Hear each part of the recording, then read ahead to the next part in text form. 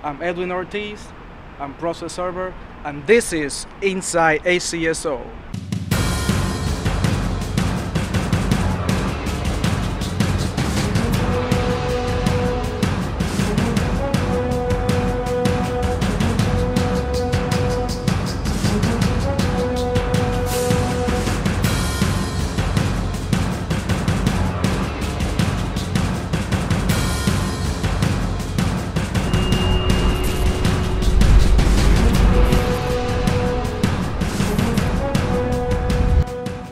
Here's some of what's ahead on Inside HCSO. Our neighborhood cameras help put a home invader in handcuffs. Mort Elementary School students strut their stuff against drugs. And hundreds hit the starting line for our annual charity run. Greetings and welcome. I'm Captain Chad Chronister, and this is Inside HCSO, the official webcast of the Hillsborough County Sheriff's Office. We give you exclusive stories and insight into the hard work and dedication of our personnel. Without further ado, let's go inside HCSO. A couple asleep in their bedroom is startled as 5 people kick in the front door of their apartment. When confronted, the suspects bolted. Our deputies and our Eye on Crime cameras teamed up to make an arrest. Take a look. We responded to what appeared to be a home invasion in progress in the area of 15th and 122nd. There was a discrepancy on if the victim knew the perpetrators. We got an alert that they had fled in a vehicle. One of the subjects appeared to be on foot. They gave a description of a light-skinned black male wearing red shorts and a red and black hat. I spotted a gentleman matching that description, squatted down along 15th Street on the cell phone, arguing with, or what appeared to be arguing with somebody on the phone.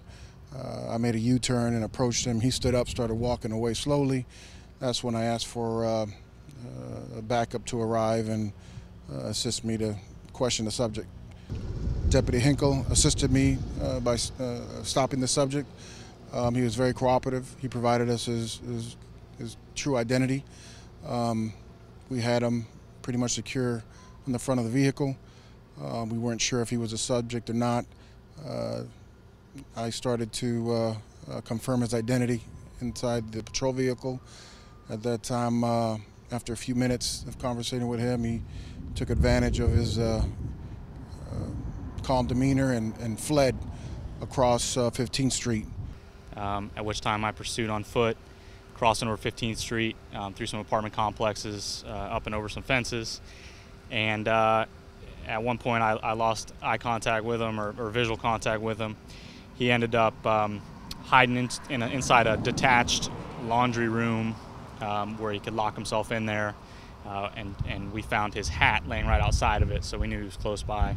And eventually we got him out, called him out of the laundry room, and I was able to go 10-15 and arrest the subject. There's a lot of times where we refer to these cameras when we are investigating either latent investigations and or crimes that had just occurred, and we can see the suspect's vehicle, whether on foot, on a bike, traveling through. These Eye on Crime cameras have been very beneficial. An outstanding effort by dispatcher Donald Bowling kept the lid on a tense situation involving a deputy in a violent fight with a car burglar.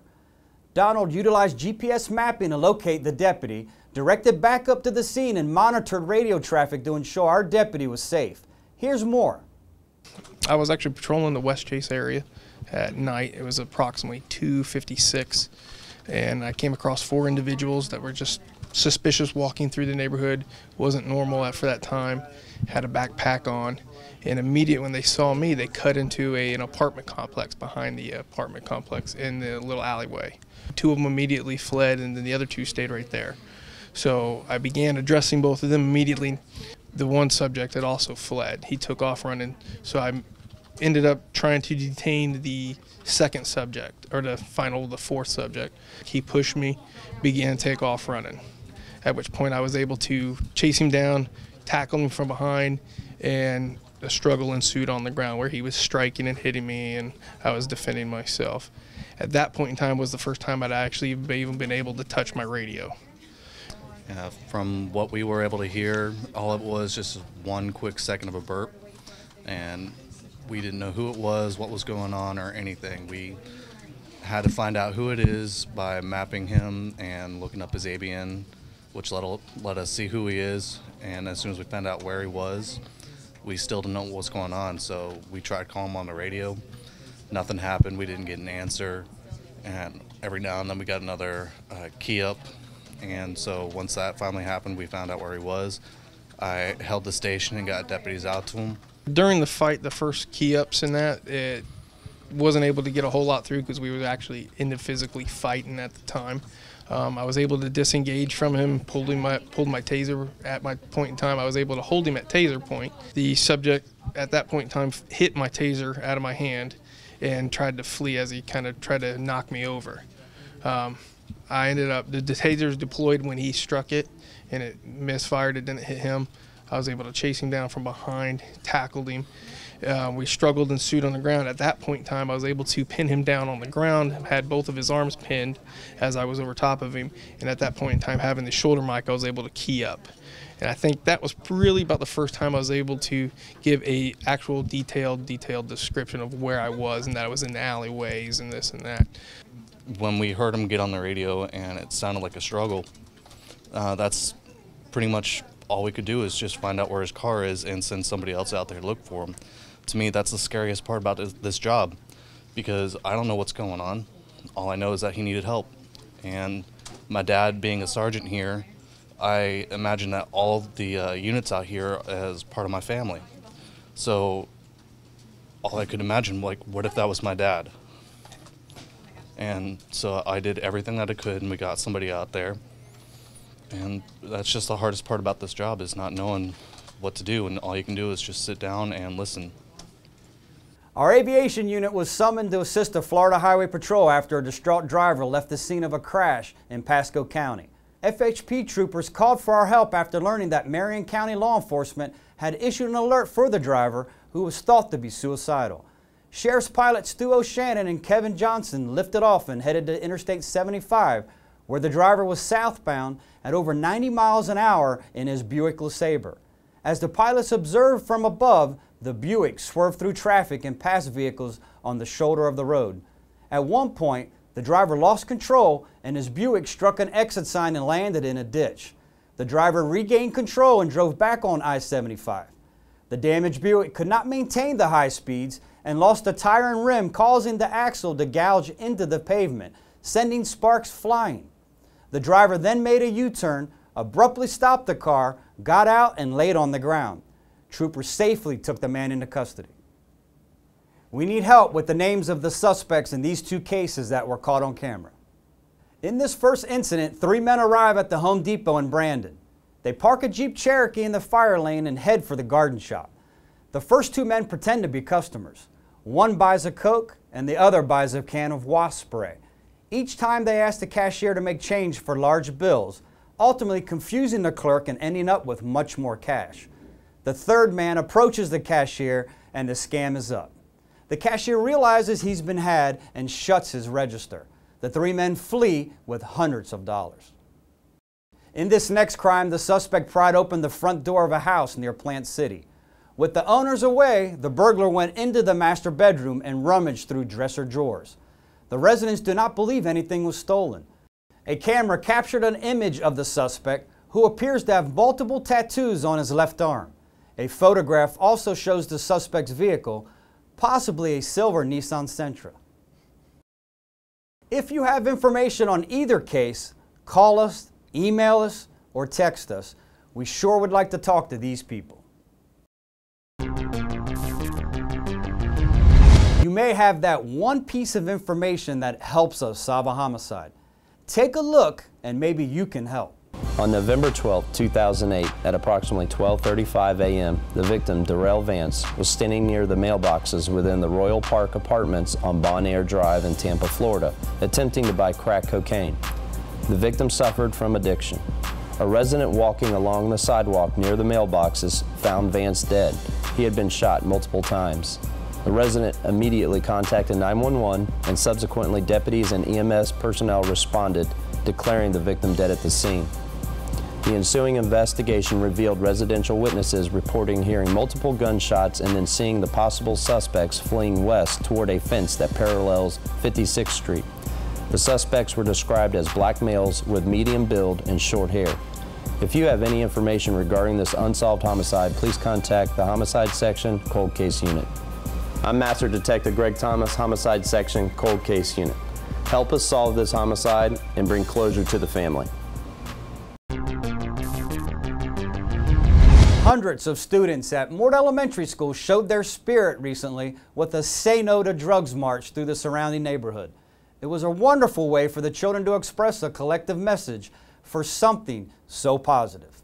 All right, this is Mort Elementary School, and today we are in collaboration with the Hillsborough County Sheriff's Office, and our children are going into the community to do our Say No to Drugs walk, and we're walking a mile route into the neighborhood and just chanting Say No to Drugs, because we truly believe that it starts at home and works its way up, and if we all have the same message of Say No to Drugs, then we will have less crime on our streets. And our kids are so excited. They made signs, banners, and the community is here, and we're going to have a wonderful day.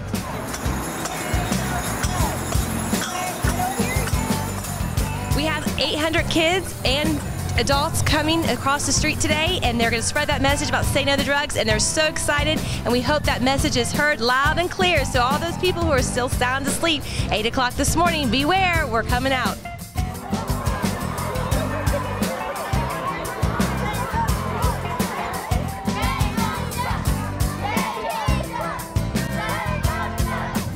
The purpose of it is to show their support against drugs.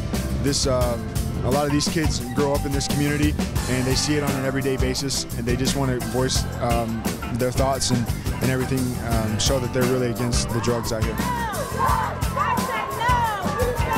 So it shows that they are aware about the drugs in their neighborhood and they're against it, and it puts information out to the community that they want it to stop and that they want to bring the awareness to the community.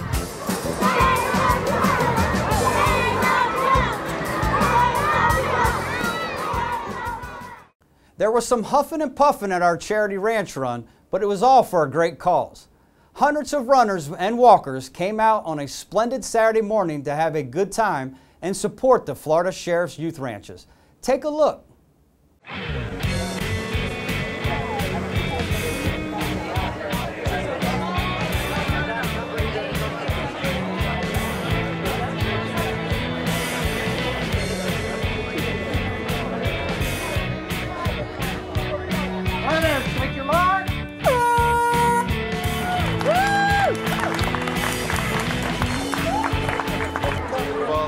Was pretty moderate. There were some hills, there was some level pace areas. Overall, my pace, it was pretty well kept up. I would say that this is a good thing to do every year. It keeps me motivated, and there's a lot of people that actually train year round for this, and then there's people that just come out here just kind of fun and run. So the people that are out here that have been training are obviously motivated to come to some type of place.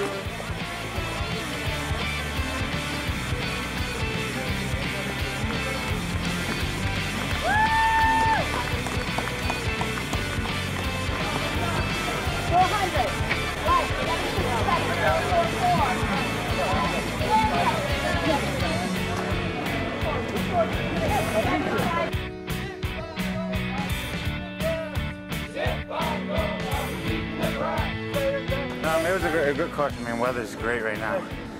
Course is fast, so I mean, with the weather and fast courses, it's a good course overall. So I really liked it. Go, go, go! No cheering! And we're going to do HCSO today. A round of applause for them and everybody else participating today.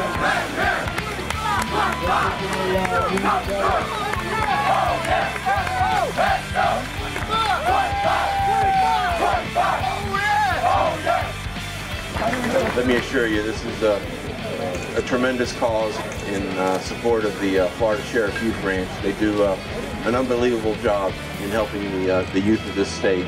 So on behalf of Sheriff G and all the men and women in the Hillsborough County Sheriff's Office, Mike, I'd like to present you a check in the amount of $17,500.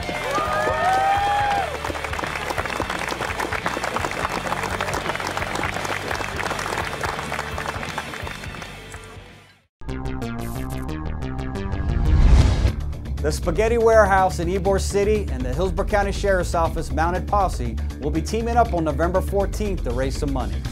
From 5 p.m. to 10 p.m., 15% of each meal sold will be donated to the Posse, which is a nonprofit organization that assists with operations during natural disasters as well as search and rescue missions. Money raised during the event will go towards Special Olympic athletes and helping disadvantaged families during the holidays. That does it for another episode of Inside HCSO. Sheriff David G. and all of us at the Hillsborough County Sheriff's Office are grateful for your interest and support. Sheriff G reminds everyone to remember our veterans on November 11th. Extend a hand and thank them for their service. Better yet, do it every time you meet a veteran. We owe them so much. Until next time, stay safe, Hillsborough County.